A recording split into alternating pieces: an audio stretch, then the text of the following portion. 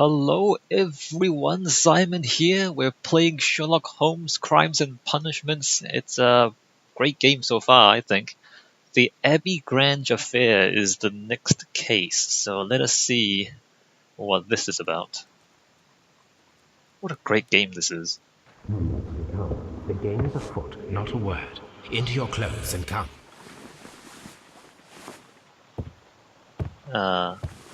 Okay. I'll wait for you in the sitting room.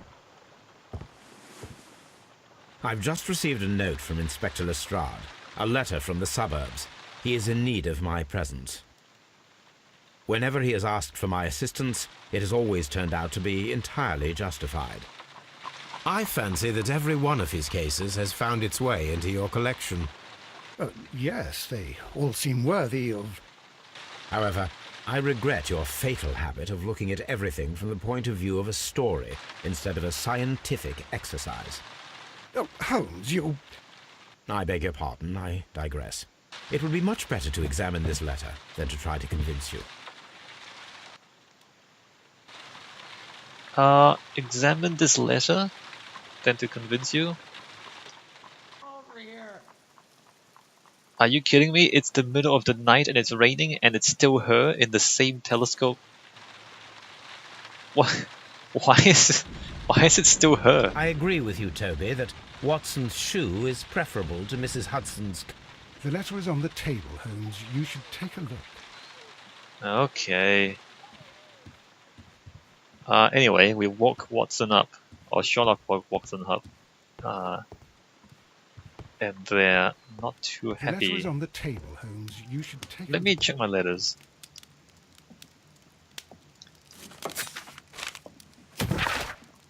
The Times, murder in the Roman baths, the colossal scandal in high society. The well-known and remarkable archaeologist, the pride of our nation, Sir Rodney Bencliffe, has been found murdered.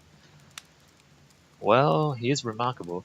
The crime took place at the Roman baths in Strand Lane, the location of the archaeologist's most recent research. But what is most truly shocking is that the murder of Sir Rodney was at the hand of his former friend and partner Percival Blinkhorn.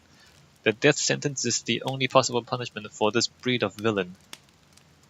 Well, he did stab the guy in the eye with the ice dagger, so it's pretty brutal.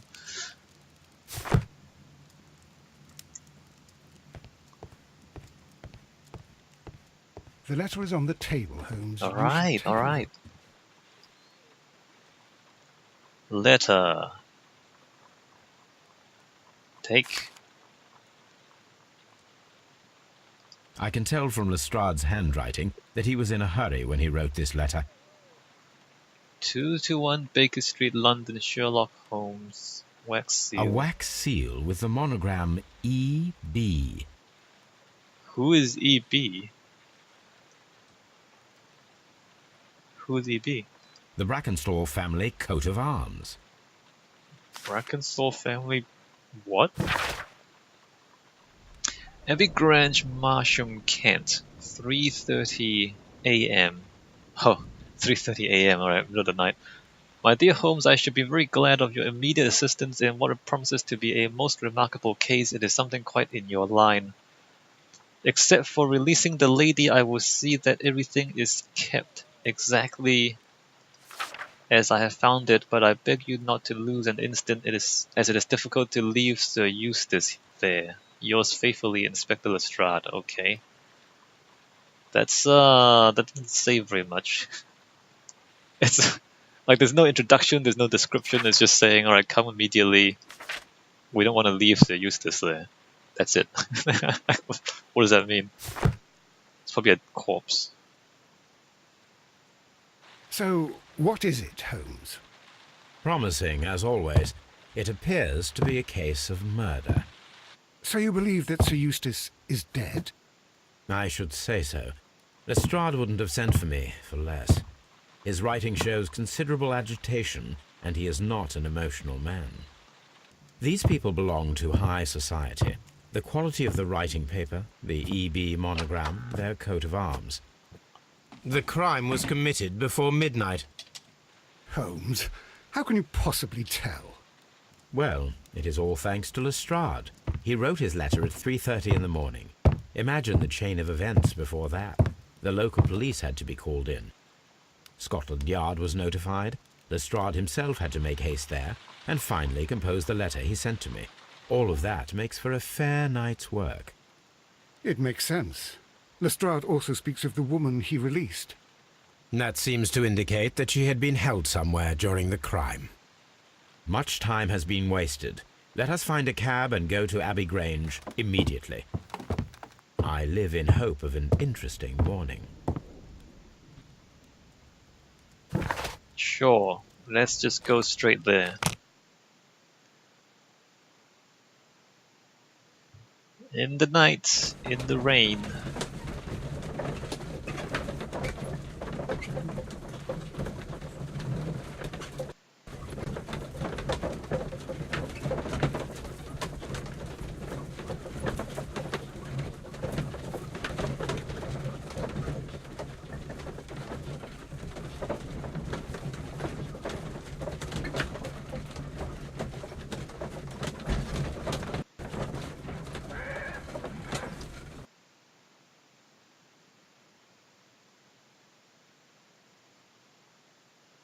It takes a long time to load these things. Loading screens are long. Huh. Ah, Mr. Holmes and Dr. Watson, here you are. I'm very glad that you have come, but perhaps I should not have troubled you after all. And why is that? Lady Brackenstall has come to her senses, and she has given so clear an account of the affair that there is not much left for us to do. You remember that Lewisham gang of burglars? What, the three Randalls? Exactly. The father and two sons. It's their work. They stole a silver service, which is of great value. Sir Eustace Brackenstall is dead, then? Yes. His head was knocked in with his own poker. A violent act of aggression. Yes, the poor lady. She has had a most dreadful experience. She was assaulted and tied to a chair. But I think that you would best see her and hear her account of the facts. She's in the morning room with her maid, Teresa Wright. Where is the body of the deceased? In the dining room. We haven't touched anything. All right, I'm going to examine it. Very good, Watson. Sure. Inspect the room where Lady Brackenstall is resting. Lady Brackenstall awaits you in the morning room. So we don't look at the body first. Sir Warthen Brackenstall. He looks like a... I don't know about that look. Lord George Brackenstall. Yeah, I don't know about him either. Lord Ramsay Brackenstall. They all look like zombies or vampires. Baron Lyndon Brackenstall. Are they literally all vampires? Look at them. Whoever painted these things didn't use any red. And so it's just grey and blue. Lady Brackenstall awaits you in the morning Fine. room. We don't want to examine the body first?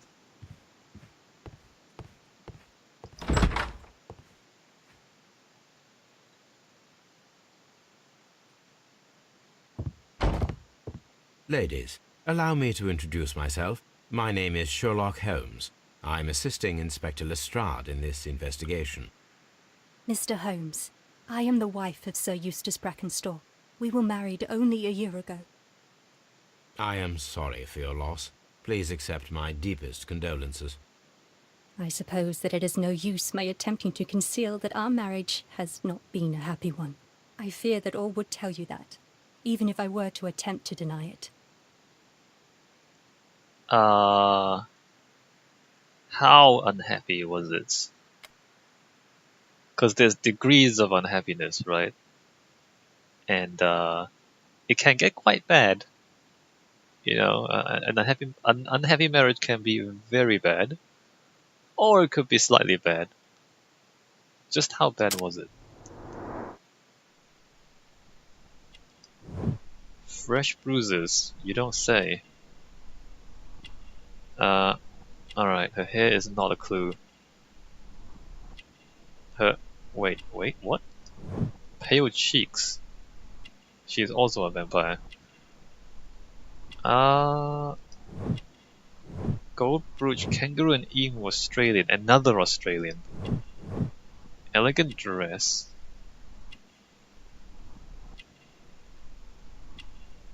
And wait, her crotch is a clue? Why is her crotch a clue? Old bruises. Okay, it's her hand, not her crotch.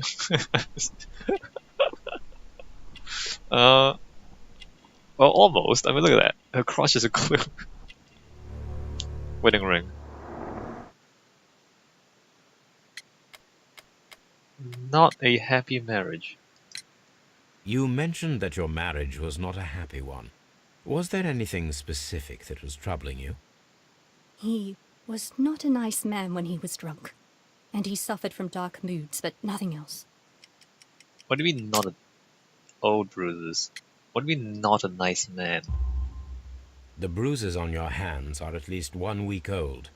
Your husband caused those bruises? Oh, do you... Yes, he did. He was very angry at the time. Out of control. Again.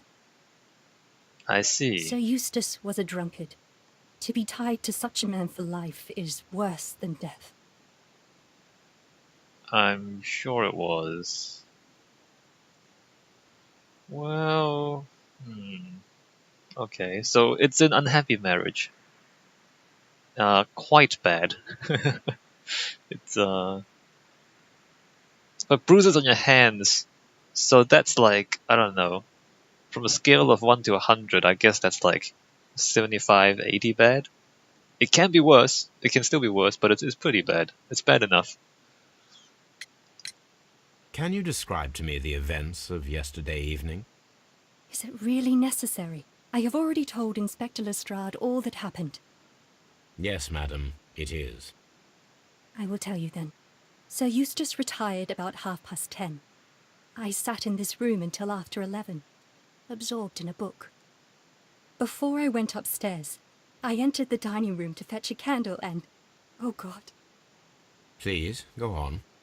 As I approached the French window, I found myself face to face with an elderly, broad-shouldered man who had just stepped into the room.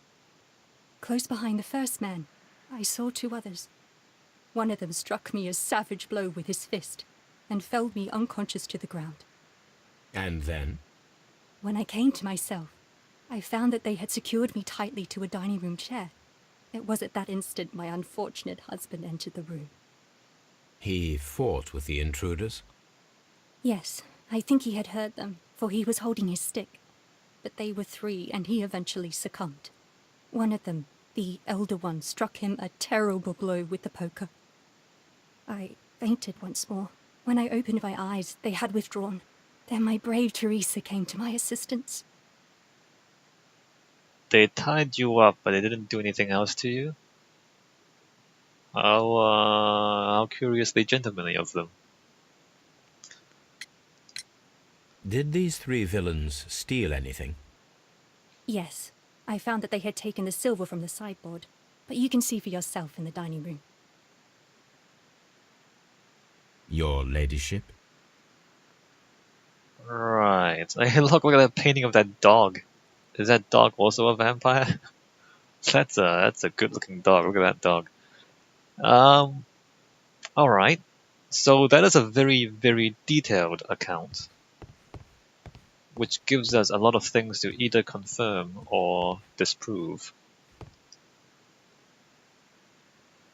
Oh, we talked to her as well?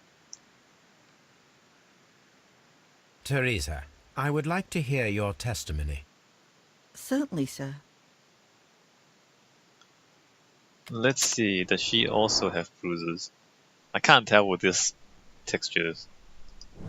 Wrinkles. Come on, they barely any wrinkles. It's not that wrinkled. Don't be so mean.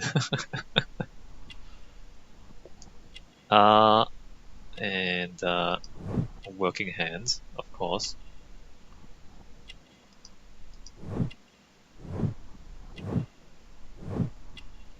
Caring. Wait, what? Handkerchief, vinegar smell, caring. Why would that be caring? coffee stain. Last night. As I sat by my bedroom window, I saw 3 men in the moonlight down by the lodge gate. But I thought nothing of it at the time. Oh, if I'd known. And then? I went to bed, and it was more than an hour after that I heard my mistress scream. And down I ran, to find her tied to the chair and him on the floor with his head smashed. That's all I know. Oh, really? That's all you know. What a dog, though. Wait. Okay, the dog is not a clue. This picture? Oh. These scratches are most definitely made by the picture frame. Examine. A trapper's hut. Move. Steal the valuables. This is Sir Eustace's safe. There may be something important inside. I must ask Lady Brackenstall to open it. Why? Why would you... Of all the things, like there's all these cupboards, all these tables, all these other paintings, all these other rooms in the house. Of all the things that might contain something important, this safe. He's sure that there's something important inside. Okay. 2 women. This photograph of Lady Brackenstall and her maid Teresa was taken at a port, but which one? Wait, I can't look at for more clues. Let's break it open. Rock of Gibraltar. So the lady and her maid Adelaide. came from Australia a year and a half ago on this ship. Wait, you took the picture. Why did you take the picture? Why do we take the picture? I don't know. Why do we steal someone's photo? What? Okay. I mean, adventure games, I guess. You can't just remember it, you have to take the photo? Wait, I can look at this.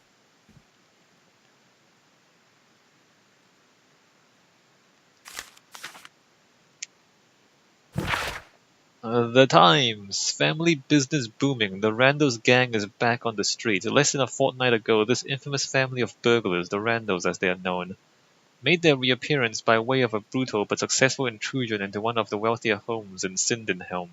The police are already on their trail, however the details of the crime are being kept confidential, including that of the name of the victim.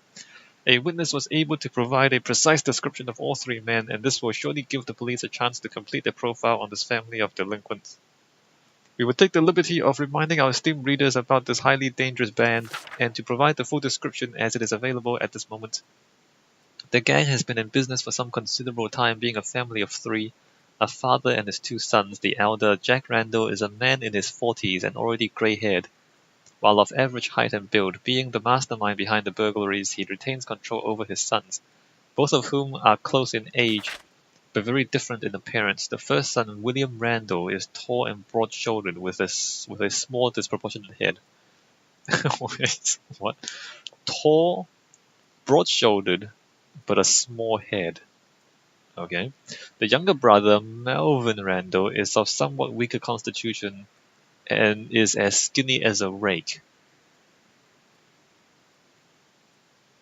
Okay. The gang is wanted not only for their frequent thefts and break-ins, but for the exceptionally brutal pirate career they enjoyed before returning to England. Be alert, you may find your valuables, and may your valuables stay safe. Okay. The description of the Randall gang provided by Lady Brackenstall is identical to the one in the Times article. Yes. But is it their actual description?